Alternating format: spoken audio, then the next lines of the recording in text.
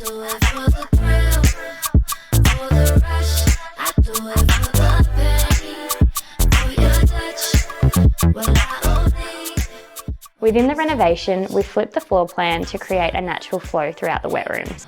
The space used for the main bathroom was originally split into two, with one being a small bathroom and the other being a laundry. We removed the internal wall between the two spaces, creating one main bathroom. When designing the space, we wanted to keep the era of the home. We have designed an Art Deco renovation with a modern, sophisticated look. To achieve this, we've done dark shaker cabinetry, sage tiles and brushed brass fittings and fixtures.